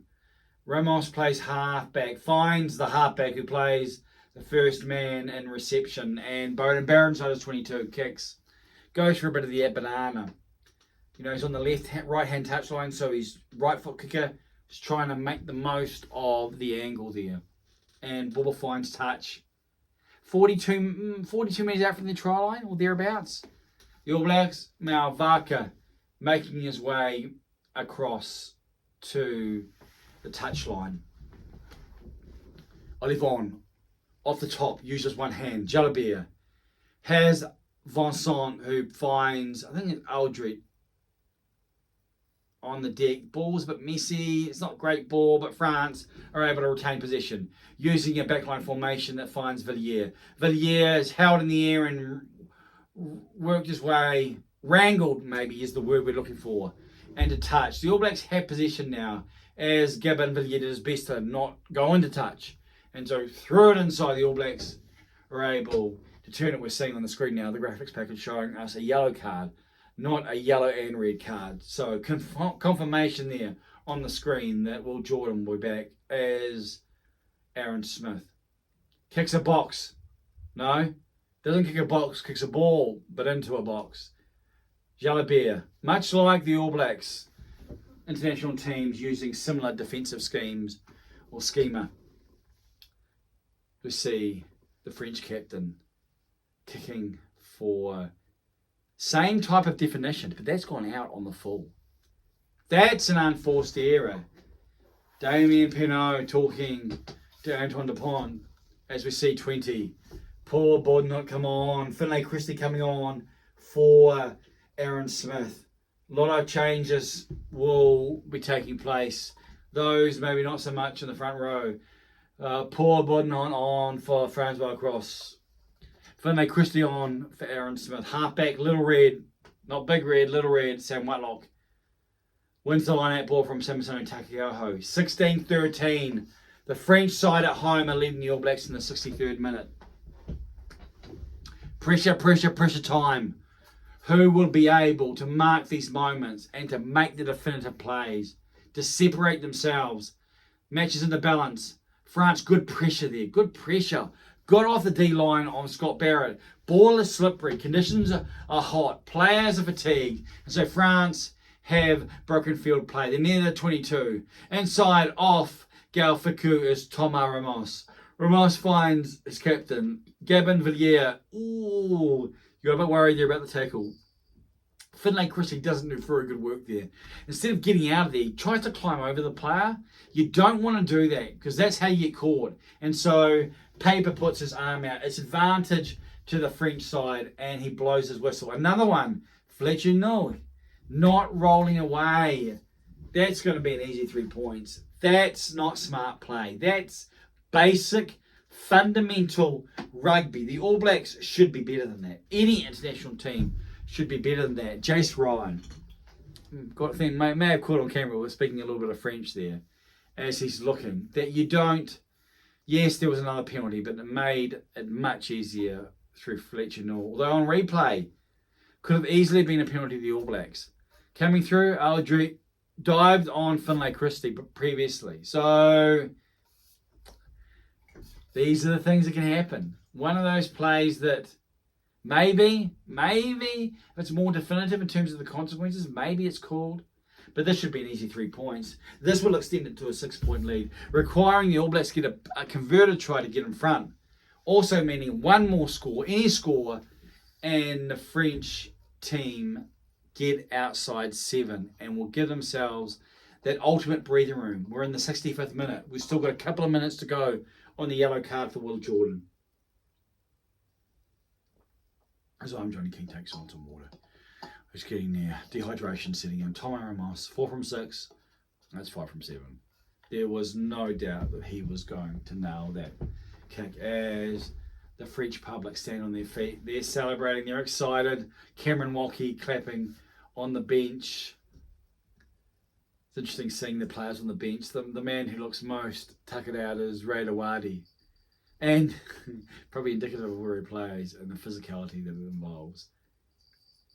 We're heading to the business time here at Stade de France. The All Blacks, the New Zealand national team, are behind by 6. That may help. Scott Barrett wins the restart, coming through. 2 hands, takes the ball. That's great work. Samisoni Takeaho receives the ball. It's first man and Barrett now. Finds Luke Jacobson. They're making their way towards the 22. Can the All Blacks get some points on? Can they get a try here? Can they get in front? Remembering they're down a man. Richie Mo'unga, flat pass to Dokken Papali. Another unforced error there. All Blacks not executing. You're down a man. You're down the scoreboard. You've got to take your chances. Time ticks away so quickly when it gets close to the 80. Rugby union finds ways. I mean, it's a drain. It's a sink for time. Whether it be scrums, whether it be players down. It's amazing how it passes. We're in the 67th minute. Must be 60 seconds or so until Will Jordan is back. The All Blacks are close enough if they're good enough. We're seeing the players talk. Malvaka, the French hooker, will have the line out on his own, pretty much his own 10-metre mark. Arms are out wide. What am I doing here? What's going on here? Simbin, here we see Jordan, just under a minute left now. As we see the French do a bit of a move. But it goes to the man who was just standing still. The man being Thibault Flamand. Thibault Flamand as Dupont kicks from the base. Villiers runs forward. Richie Mo'unga gets in the air. Does well then. I'm not sure if he knocked it back or Gabin Villiers knocked it forward. The All Blacks have the ball. Kick pass wide there from David Havili, who's on the field. Probably for Anton Leonard-Brown. Finds Mark Tellier. Tellier inside the French half. It's Arthur Vincent. At the breakdown, the French win the ball there. Man gets over the tackled player. These are the moments. France are executing when it counts here. On the 10 metre, Thomas Ramos. He plays on quickly. Sees that Gabin Villiers on the other side of the field and there's space there. Adi Severe is able to make his way back. Finds Luke Jacobson. That was a flat pass to Ofatunga Fasi. Bowden Barrett inside his 22. What will he do? Kicking to the left-hand side of the field with his right boot. That's really not the way he should be doing it. It doesn't find touch. Damien Penaud makes his way into contact and loses the ball. Almost like it was the old spring loaded from his arm. I think Beauden Barrett sort of made up for his kick then. And I think he was the man who made contact. Yes, he was the man who made contact. And really, he didn't precipitate. It was Penaud trying to bring his arm through. And as he brought his arm through, the ball just went the old bar of soap type scenario. As we see Will Jordan back on the field. The man who knows how to score. Can he make up for his yellow card, for his indiscretion? Or have the All Blacks lost the momentum that they had for, you'd say, for the majority of the first half and even into the second half, scoring early, as we see the unexpected addition, the one that was getting me our thinking going. Brady Retallica replaces Sam Whitelock. Yeah, a bit of heavy metal play on terms there. Combination that was the All Blacks second row for so long. The record of the two men, their combination, as Sam Whitelock's receiving the acclaim, receiving congratulations from the All Blacks medical team. Support crew, maybe, is a better way of saying it. We were waiting for the scrum in the 69th minute. The All Blacks have not converted a try. Now, if they'd converted both tries, then it's 1917. It's 1917 and you only need 3 points, drop kick. Penalty, it's a scrum. 30 metres out. And interestingly, when it's been Messi on the All Blacks ball, he hasn't blown a penalty, he's blown a reset. When it's been Messi on the French ball, then the All Blacks have paid. Again, these are the small things that will happen in the contest. Will no doubt happen in 2011 when New Zealand were at home. And will happen for France. There's little under-the-surface tolerances. Maybe that's a good way of talking about it. The tolerances that France will receive compared to other sides will be greater. Just because they are the home side, as Dalton Papali'i barking at the troops. There's the scrum. Paper's talking. It's the 70th minute. What I tell you about time? Time getting lost. Well, here we go. It's a win for the All Blacks. It's not a very clean scrum, but it's good ball. Beauden Barrett chips. Will Jordan trying to make his way forward. Gabin Villiers takes it, retreating just on his side of the halfway mark. Anton Lapointe, little dink over the top. Looking for touch. Mo'unga takes it on his 22. Running around Bodenhon. Bodenhon takes down Mo'unga. But Finlay Christie's there. Passes wide to Havili. Havili finds Samisoni Takiaho. Takiaho finds concrete shoulders Luke Jacobson. The ball makes its way to Talia. Talia and Penaud have been a good battle between these two. Very talented wingers at the breakdown. All Blacks retaining it, but it's not great ball. Bounce pass finds Scott Barrett. Fortunately, you'd say. Finlay Christie's there. This time Beauden Barrett. Beauden Barrett, well, players, he wanted to pass, I think, but the players were thinking of chip. They've obviously used and talked about chipping behind a rushing defensive line. We've got a bit of kick ping pong going on. Interestingly, inside his 22, and maybe this is the clock, the time in the match, Matthieu Jalabert, he called the old mark. All the players are in front of him, so they've got to now make their way back inside the 22, behind, and you can tell a man they're not rushing. Tick, tick, tick, tick, tick. The clock is ticking. Ball, well, did that find touch? It certainly found touch, and the assistant referee, he's thinking it is out on the full. And so he's hitting his way back just as it's going on. Because we see on replay now, the ball hits the line. I think the heat's getting to the assistant. And of course he was inside his 22. So he can do that even though it was from a mark.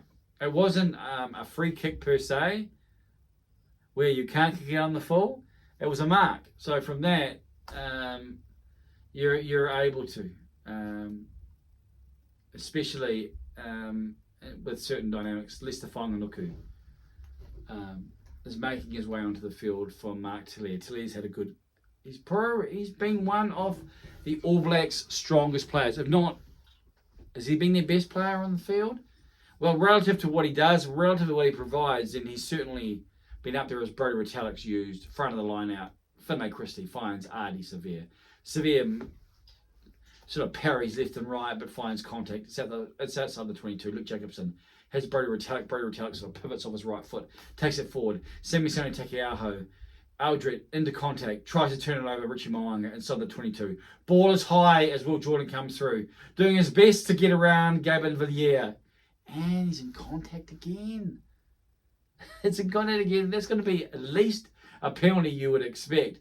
Although I will say, this time, escorts, I think Gabin Villiers took Will Jordan's focus then. And so Will Jordan's trying to get around Villiers, and all of a sudden he's trying to get around him, and bang!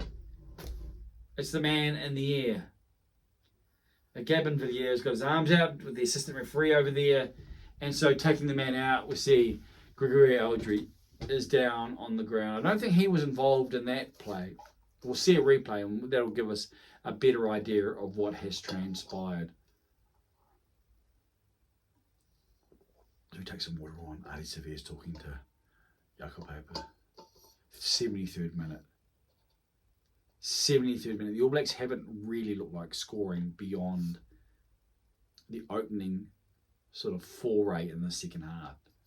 So they haven't been able to control possession and to take it down the field. They've been mostly on defence. So we see, Gabin Villiers he's in the way and he's staying there.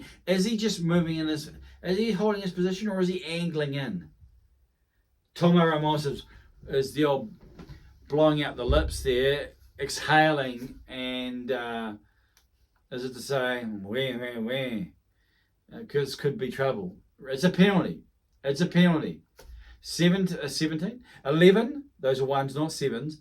11 penalties conceded by New Zealand, 4 by France. 4. So France haven't conceded a penalty in the second half, because it was 4 at half time. Excuse me, it was 3. It was 3, I think, from memory. I think it was 4-3. So France have been relatively penalty free as the ball is over. The ball is over the crossbar. You know what that means? The score is 22-13. It's in the 74th minute. France, 2 tries to 1 to New Zealand, but it's France who are in front, and it's outside 7. New Zealand are going to have to do something pretty spectacular here. Yes, they're good for it in terms of the All Blacks machine, but this contest in the second half has been one way in the subsequent 40. All Blacks first half, well, they showed their ability, but this half, it's mostly been France. And the clock is ticking as Antoine Dupont sends it into the All Blacks half. Bowden Barrett receives a pass from Richie Mo'unga. He puts the ball high in the air, but that's going nowhere. Lestefan Manuku's making his way forward, but there's not much pressure on Ramos, even though his kick out is not much as well. Bit of kick tennis here. Will Jordan runs across the field and then straightens up. The All Blacks have field position now. A chance and opportunity to attack. 40 metres out. Breakdown. Work in there from Tau Fafanua. Dalton Papali'i able to kick out of one, but Gal Fiku does well to hold on. Will Jordan, first receiver. Finlay Christie's there. All Blacks looking to space, trying to find space, trying to unlock this French defence. However, that's not going to help as they're penalised for going off their feet. And Pietel Malvaka takes a quick tap. That's a hooker who plays like an outside back. And he makes 20 or 30, if not more. In trouble, and tight, but Dupont outside the back. And we've got a wide kick here for Damien Penaud. Going through, Damien Penaud has the ball, flicks it up in the air. Tomo Ramos is over. Was it lost forward? I think the officials have called it. That was close. Damien Penaud was smiling, so you've got to think that the way he's smiling is almost like, c'est la vie. So close and yet so far. Even Jakob Papa, that's his happy moment. The 76th minute. The French bench are on their feet as we see a slow motion replay. And I think he just got his fingers to it. Because he was stretching and then Whanganuku was stretching. And so if Penaud doesn't touch that ball and it's only Whanganuku, then it's play on. But I think you can see at just the end of his fingers move in the coverage there. Malvaca's down. It's the 76th minute as Galfaku is taking on some water. Looks like Melvin Jaminet is going to come on to the field. Jaminet, who plays a lot of fullback. I've seen him in terms of, and it will be interesting to see whether the French play him. And in fact, they do play him at fullback. Thomas Ramos has had a really good match, as we see Napoleon Dynamite, Antoine Dupont, rated the world's best player, receiving the acclaim of his French public as Maxime Lucu comes on at scrum half at halfback. French emptying their bench, bringing on the remaining replacements. They know they're in the position to win this contest, and if anything can be done to slow it down, replacements, we've got a scrum happening here, that's going to take some time. The All Blacks will have to try and score. Well, that will mean they'll open the door to a French attack, and that will be helpful. We're sitting here, we're waiting, if I can pronounce it. I'm Johnny King, starting to feel it. Starting to feel it at the end of what's been a really long day.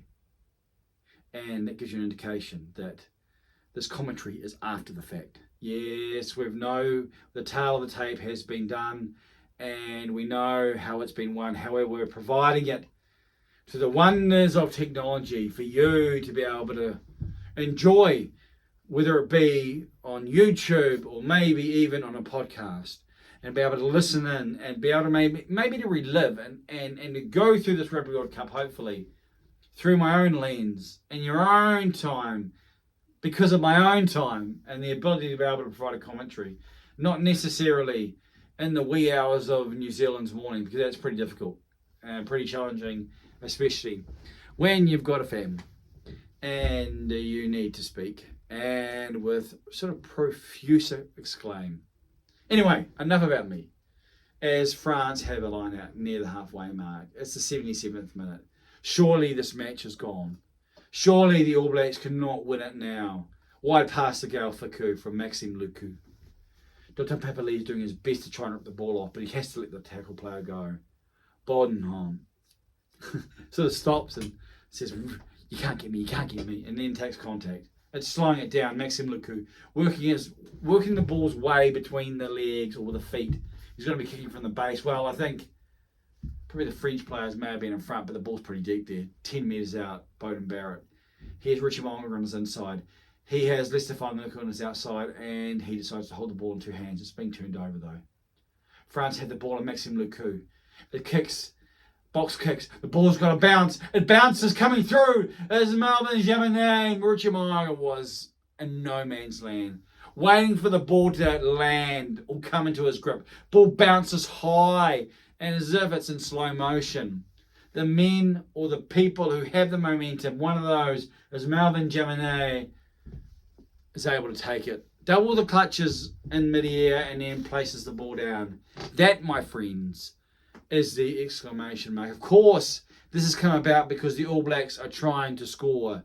And so, because they're trying to score, they open the door. The scoreboard is 27-13. Good work there from R12 Vincent. Did he knock it on? Did he knock it on? Will we see any replay? That reminds me of the rugby ball and its antics in South Africa. Damien Penaud and Melvin Jaminet at different angles, coming through with all manner of momentum. I mean, if they connect, there could be some claret. However, the only connection is with Melvin Jaminet and the rugby ball, and he's over. And it's French delight as the crowd bouncing on their feet. They are lit. They are celebrating. Their home side, as Melvin Jaminet will attempt to convert his own try. Shot clock says you've got 17 seconds. Timepiece for this contest says, well, you've just got over 60 seconds. So France will win this contest. France will take the Battle of Pool A. France will open this Rugby World Cup as we see the replay. One assistant has his flag up. The one who's lined up with the post where the ball goes over or outside says no. And the official, the man who decides, yellow paper says, no dice, no conversion. So 27 points to 13. a 14-point deficit for the All Blacks as Whanganuku comes forward and puts pressure on Damien Penaud. Ball goes into touch, looking to see what the officials are saying. I think it might be All Blacks ball, but less than 30 seconds ago, they're just trying to regain a little more respectability on the scoreboard for this All Black side. 14 point. I'm struggling. It's been a long day. Did I mention it's been a long day? And they've won the line out. Semisoni Takeaho finds David Havili. Havili finds Whanganuku. Whanganuku finds Havili. This has been the best portion of the second half in terms of impetus from the forwards, impetus and close. This time it's Adi Severe as you expect, fighting and battling his way forward, still fighting forward. Oh, the ball slips out. It looked like he was going to make his way over, maybe 10 metres out, with players 1, 2 and 3 over him. The ball goes forward. It's past the 80. The French players lift their hands. They're waiting for Jaco Paper to blow his final whistle and to declare contest done. Scott Barrett on his haunches. Gregory Aldred, the man of the match, surely the all-purpose 8th man of a Tunga Fasi Down. France have won this opening contest in Pool A, 27 points to 13. They will top Pool A. Who will they play out of Pool B? Who would know based on the names, the nations who are yet to even begin their battles? As the players show their respect or their respects to the opposition one by one as they saunter and make their way, shaking hands, team in all black, team with white shirts, and there will be only one set of players who will be truly enjoying this occasion to the fullest. It's Les Bleus. France defeat New Zealand. The famous All Blacks now have another record. Gone with the wind. Gone to the wind. Gone whichever way you want to describe it. This is their first ever loss in pool play. You see the players on screen. They look well and truly dusted. They look like they've seen better days.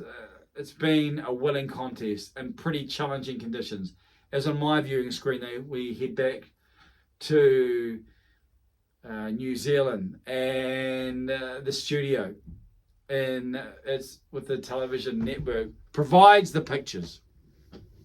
No doubt they'll be talking, working its way through. You've been watching I Am Johnny King, as I provide the I Am Johnny King Rugby World Cup experience, where I, this man, talking to you now, or if you're listening via podcast, if we actually get to that point, which is the plan, after the fact, as you listen, I am in a studio in Middle New Zealand, watching the coverage that's being played out on the fields of green in France. And I have offered you my own commentary lens on this very first match from Pool A, but the very first match of Rugby World Cup 2023 between the host France and one of the favourites, New Zealand. A storied nation in the Code of Union. And France have won. France have defeated the All Black Beast, 27 points to 13. And that would finish my coverage as we near 2 hours of me talking with you, of me sharing this journey with you. Yes, well, it's been a bit different. It's been a little bit different for me as well. I hope you've enjoyed it. If you're watching this on YouTube, then please like and share. If you've watched the way through to this point, then well done and congratulations. Please like and share. And if you haven't subscribed to this channel, then please do subscribe. And feel free to share it with as many people as you want. The experience has been a little bit different for me. As I mentioned, the nature of this commentary will be mostly after the fact. And so this is not my first viewing, although I've done my best to be true to the ethos of the time and the place, but also maybe having a greater perspective, but also at a much more suitable time into my New Zealand homeland. Whereas this match was played in the early morning on Saturday, I am bringing this commentary on into the PM of the Saturday night. If you're listening to this via a podcast platform, then I hope that this will be your first of many. And please connect with me on YouTube and go through the same type of realities as I mentioned previously. I'm on other social media platforms as well. And it has been my pleasure. The rest of the contests are yet to be told. Day 2 at Rugby World Cup is full. I believe there's 4 matches, if my memory serves me correctly, which means I will do my best to provide commentary. But it will be much like this form after the fact, and maybe days after the fact, in light of all the other realities that must take place. On that note, congratulations to Les Bleus. Congratulations to France on winning this opening contest. Commiserations to my nation, New Zealand. There will be a lot of discussion, a lot of articulation, a lot of gesticulation, a lot of remonstration even from those who love not only the nation of Aotearoa, New Zealand, but love the All Blacks from around the world. What will this mean for the All Blacks? What will this mean for France? Will these sides meet at another point in time in this tournament? And if that's the case, then you should know that it will be at the pointy end. What has begun, will it end? And will the result be different? These are all questions we do not know. France have deserved their victory. The All Blacks had their opportunities, made the most of a couple of opportunities, but left points on the scoreboard. Left points out on the field. Should have scored maybe 2 more tries in that first half.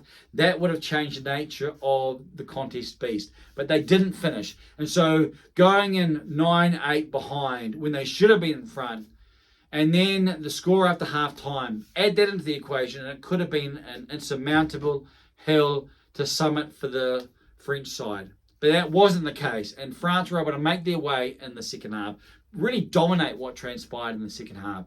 And with the All Blacks' lack of discipline, giving away so many penalties, and with so many mistakes as part of that equation, France were able to build and extend.